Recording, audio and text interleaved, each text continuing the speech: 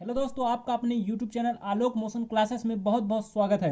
दोस्तों, आज हम सीजी बोर्ड के असाइनमेंट 4 माह दिसंबर के कक्षा 12वीं के विषय राजनीतिक विज्ञान पॉलिटिकल साइंस के सभी प्रश्नों के उत्तर इसी वीडियो में करने वाले हैं। तो वीडियो पर शुरू से अंत तक बने रहिए। चलिए शुरू करते हैं।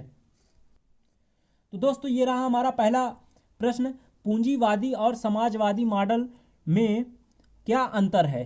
कोई दो। ठीक है, तो दोस्तों हमने लिखा है उत्तर पूंजीवादी और समाजवादी मॉडल में अंतर। ठीक है, तो आप यहां देख सकते हैं, ये पहला है। ठीक है, समाजवाद एक ऐसी शासन व्यवस्था है जिसमें हर व्यक्ति समान होता है। ठीक है, जबकि पूंजीवाद व्यवस्था में गरीब अमीर का भेद होता है। ठीक है, चलिए दूसरा देखते हैं अंतर क्या है। दूसरा अंतर है, समाजवाद में राज्य ही उत्पादन के सभी संसाधनों का स्वामी होता है, जबकि पूंजीवाद में राज्य व्यापार आदि विषयों से दूर रहते हैं। ठीक है, चलिए देखते हैं आगे। तीसरा, समाजवाद में बाजार में कोई प्रतियोगिता नहीं होती, जबकि पूंजीवाद में होती है। ठीक है, तो चलिए अब देखते हैं दोस्तों प्रश्न क्रमांक दूसरा। अगर आप नहीं लिख पा रहे हैं तो वीडियो को स्लो कर सकते हैं दोस्तों, या आप वीडियो को रोक सकते हैं और लिख सकते हैं। तो दोस्तों आगे बढ़ते हैं, आगे प्रश्न क्रमांक 2 पर। तो प्रश्न क्रमांक 2 है हमारा यहाँ। ठीक है, तो दूसरा है दोस्तों, हरित क्रांति क्या थी? हरित क्रांति के सकारात्मक व नकारात्मक प्रभावों का वर्णन कीजिए। ठीक है, तो दोस्तों ये उत्तर है हमारा।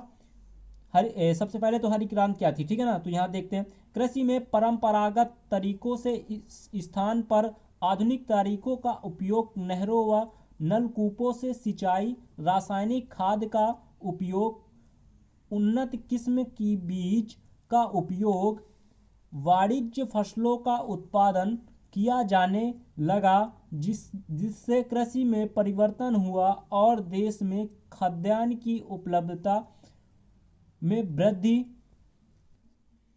वृद्धि हुई, जिसमें हरित क्रांति कहा जाता है, जिसे हरित क्रांति कहा जाता है। ठीक है दोस्तों, अब देख लेते हैं इसके सकारात्मक परिणाम, फिर नकारात्मक परिणाम। ठीक है, तो सकारात्मक परिणाम है, पहला, अधिक उत्पादन होने के कारण अनाज की कालाबाजारी खत्म हो गई। ठीक है, और दूसरा सकारात्मक परिणाम है, कृषि से संबंधित वस्तुएं और मशीनें बनाने वाले उद्योगों का विकास हुआ, इससे अधिक से अधिक लोगों को रोजगार मिला। ठीक है, अब दोस्तों देखते हैं इसका नकारात्मक परिणाम। ठीक है, तो दोस्तों ये रहा नकारात्मक परिणाम।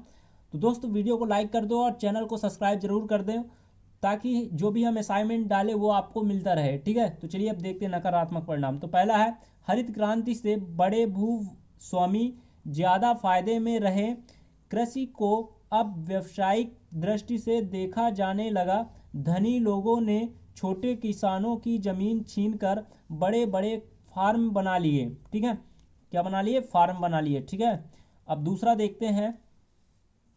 दूसरा है दोस्तों, आधुनिक कृषि से गांवों में पुरानी तकनीकों को जानने वाले लोग बेरोजगार हो गए और लोगों ने गांवों से शहर की ओर पलायन किया, जिससे शहरी जनसंख्या में वृद्धि होने लगी।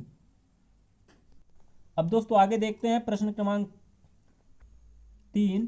तो दोस्तों ये रहा हमारा प्रश्न क्रमांक 3।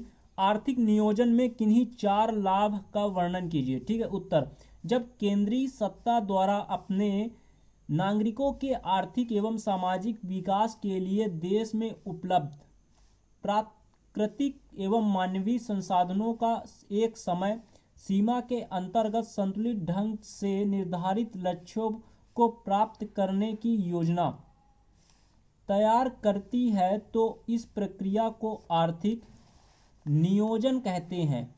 ठीक है, सन 1916 की अंतरिम सरकार के पास आर्थिक विकास हेतु योजना आयोग की स्थापना का प्रस्ताव आया था, किंतु स्वतंत्रता से संबंधित वार्ताओं के दौर में इस पर विचार नहीं हो सका। ठीक है, चलिए दोस्तों देखते हैं आर्थिक लाभ क्या क्या हुए। तो आर्थिक लाभ है दोस्तों, पहला, साधनों के उचित उपयोग से उत्पादन में वृद्धि, रोजगार के अवसर उपलब्ध होंगे, इससे आर्थिक समानता, आत्मनिर्भरता और आर्थिक स्थायित्व प्राप्त होगा। ठीक है, दूसरा देखते हैं। ठीक है, दूसरा है सामाजिक सुरक्षा में के अंतर्गत श्रमिकों की चिकित्सा व्यवस्था, बेरोजगारी बीमा व वृद्धावस्था पेश की व्यवस्था करना। ठीक है, तो चलिए तीसरा देखते हैं। तीसरा है सामाजिक न्याय के अंतर्गत जातिगत भेदभाव की समाप्ति का प्रयास, प्रत्येक व्यक्ति को अपनी उन्नति के समान अवसर दिलाना। ठीक है, चलिए चौथा देखते हैं। चौथा है दोस्तों देश के आर्थिक विकास से सामाजिक सुरक्षा के साथ साथ राजनीतिक स्वतंत्रता, शांति की स्थापना को सुनिश्चित करना। ठीक है, चलिए अब देखते हैं हम प्रश्न क्रमांक 4। तो चलिए ये रहा हमारा प्रश्न क्रमांक 4। तो भारत विभाजन के समय कौन कौन सी समस्याएं थी, वर्णन कीजिए। तो पहले उत्तर है दोस्तों, पहला है ब्रिटिश भारत में किसी भी स्थान पर पूरी तरह मुस्लिम बहुल क्षेत्र नहीं थे। यद्यपि देश के पूरब में बंगाल तथा पश्चिम में पंजाब प्रांत में मुस्लिम जनसंख्या का सकेंद्रण था। यदि इन दोनों प्रांतों को मुस्लिम जनसंख्या के आधार पर विभाजित किया जाता है तो पाकिस्तान के दो हिस्से होंगे। ठीक है, एक पश्चिमी पाकिस्तान तथा दूसरा पूर्वी पाकिस्तान। ठीक है, इन दोनों के बीच में भारत का क्षेत्र स्थित होगा। अतः विभाजन के परिणाम स्वरूप पाकिस्तान के दो हिस्से हो गए जिनका आपस में कोई संपर्क नहीं रहा था। ठीक है, चलिए दूसरा देखते हैं। दूसरा क्या समस्या थी भाई।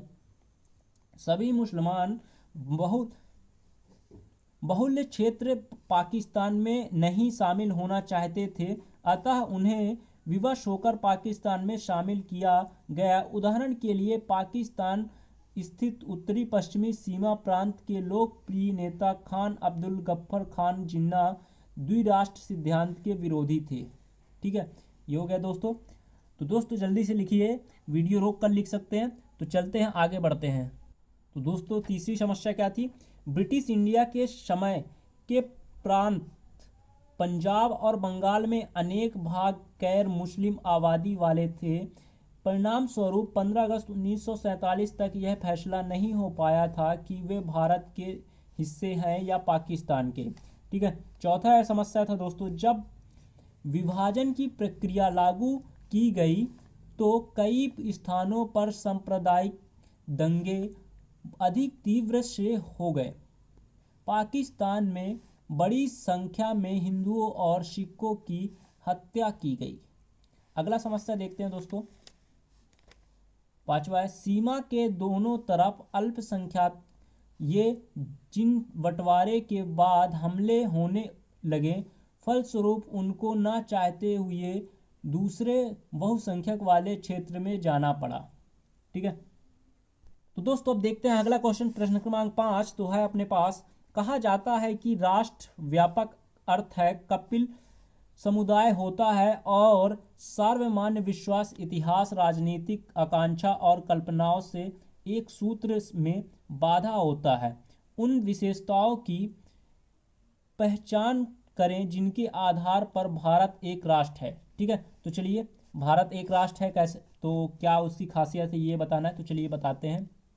ठीक है, तो पहला खासियत है सामान्य मातृभूमि। ठीक है, प्रत्येक मनुष्य को अपनी मातृभूमि अर्थात अपने जन्म स्थान से प्यार होना स्वाभाविक ही है। एक ही स्थान या प्रदेश पर जन्म लेने वाले व्यक्ति मातृभूमि से प्यार करते हैं और इस प्यार के कारण वे आपस में एक भावना के अंदर बंध जाते हैं। ठीक है, चलिए दूसरा विशेषता देखते हैं इसकी, भौगोलिक एकता। ठीक है, भौगोलिक एकता में राष्ट्रवाद का विकास होता है जब मनुष्य कुछ समय के लिए एक निश्चित प्रदेश में रह जाता है तो वह उसे उस प्रदेश में प्रेम हो जाता है, और यदि उस जन्म भी उसी प्रदेश में हुआ हो तो प्यार की भावना तीव्र हो जाती है। तो दोस्तों अब तीसरा देखते हैं, तीसरा क्या था, सामान्य इतिहास। ठीक है, सामान्य इतिहास भी भारतीय राष्ट्र का महत्वपूर्ण तत्व है। जिन लोगों का सामान्य इतिहास होता है उनमें एकता की भावना आना स्वाभाविक है। ठीक है, चलिए सामान्य हित अब अगला। ठीक है, सामान्य हित भारतीय राष्ट्र के लिए सामान्य हित महत्वपूर्ण है तत्व है। जिन लोगों के सामाजिक, आर्थिक, राजनीतिक तथा धार्मिक हित समान हो तो उनमें एकता की उत्पत्ति स्वाभाविक है। तो दोस्तों जो हमारा वीडियो रहा यहीं तक। तो दोस्तों चैनल को सब्सक्राइब कर दे, वीडियो को लाइक कर दे, दोस्तों को शेयर करें। इसी तरह असाइनमेंट के लिए बेल आइकन जरूर दबाएं ताकि नोटिफिकेशन आपको समय पर मिल जाए। तो चलिए दोस्तों मिलते हैं अगले वीडियो पर।